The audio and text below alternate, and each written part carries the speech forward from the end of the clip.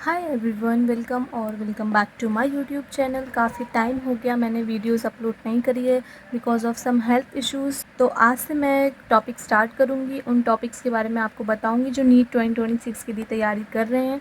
तो सबसे पहले हमने लास्ट क्लास में हमने लाइफ साइकिल ऑफ जिम्नोस्पर्म पढ़ी थी, आज हम एंजियोस्पर्म पढ़ेंगे। तो चलिए चलते हैं। सबसे पहले हम कुछ पॉइंट्स के बारे में बात करते हैं। मैंने जो एंजियोस्पर्म में जो पॉइंट्स लिखे हैं बहुत बेसिक से लिखे हैं और बहुत ईजी लिखे हैं।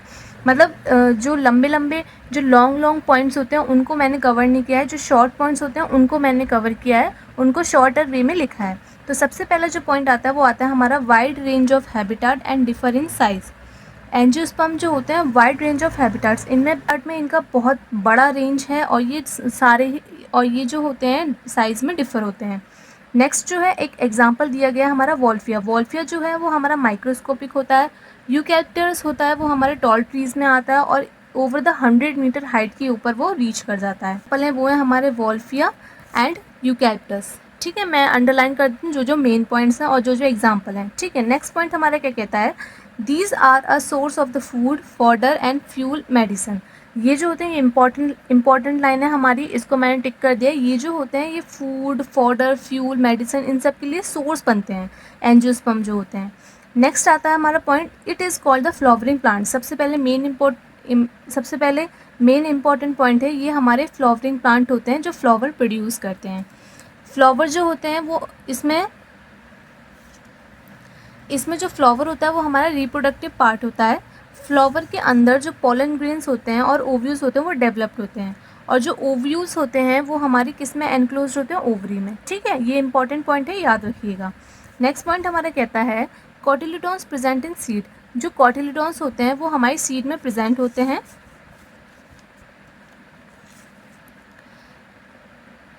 एंजियोस्पर्म जो होते हैं उनको हम दो टाइप में डिवाइड करते हैं, मोनोकॉटिलिडॉन्स और डाइकॉटिलिडॉन्स। इनकी दो क्लासेस होती हैं। अब सबसे पहले हम बात करते हैं स्टेमिन। स्टेमिन जो होते हैं वो हमारा मेल सेक्स ऑर्गन होता है फ्लावर में, और ये क्या हमारा फिलामेंट एंड एंथर टिप पे। ठीक है, और जो एंथर होता है वो प्रोड्यूस करता है न्यूमरस पॉलन ग्रेन्स, मतलब न्यूमरस बहुत सारे पॉलन ग्रेन्स को प्रोड्यूस कर देता है। नेक्स्ट पॉइंट है हमारा पेस्टिल। पेस्टिल जो होता है फीमेल सेक्स ऑर्गन होता है। स्टेमिन जो होता है वो मेल सेक्स ऑर्गन है, पेस्टिल जो है फीमेल है। स्टेमिन पे मैं अंडरलाइन कर देती हूँ, मेल सेक्स ऑर्गन है, और जो पेस्टिल है वो भी फीमेल सेक्स ऑर्गन है हमारा। ये जो होती है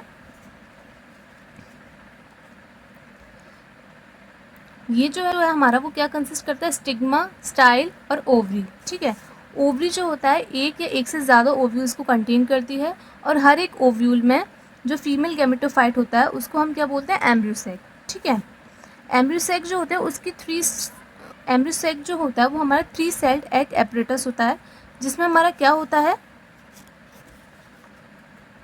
1 एक्सेल होता है, 2 सिनर्जिड्स होते हैं पोल पे।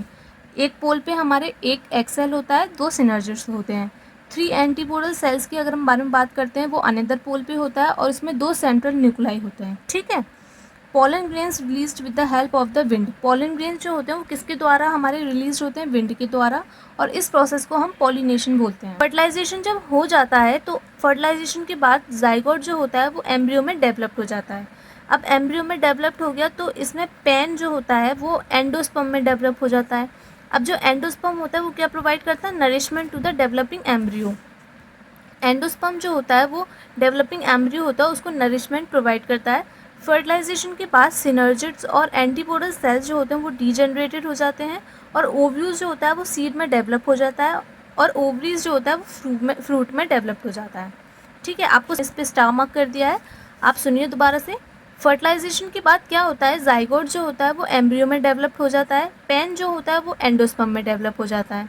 मैंने इसकी लाइफ साइकिल इसलिए नहीं बताई क्योंकि मैंने जो प्रीवियस लेक्चर था जिम्नोस्पर्म की लाइफ साइकिल सेम वैसी ही है, बस थोड़ा सा डिफरेंट है। आप उसको एनसीईआरटी में से पढ़िएगा तो आपको समझ में आ जाएगा।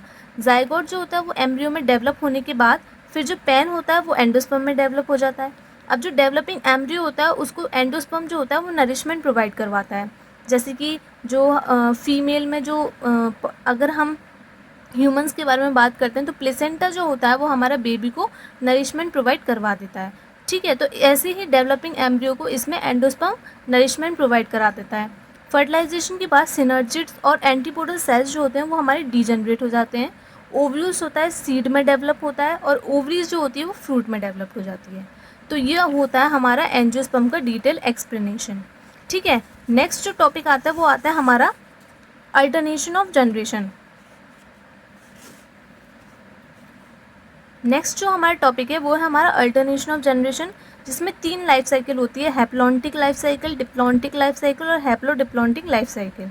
ठीक है, और ये जो टॉपिक है इसको मैं आपको कल पढ़ाऊँगी। आज के लिए सिर्फ इतना ही, एंजियोस्पर्म के बारे में हमने इतना पढ़ लिया है।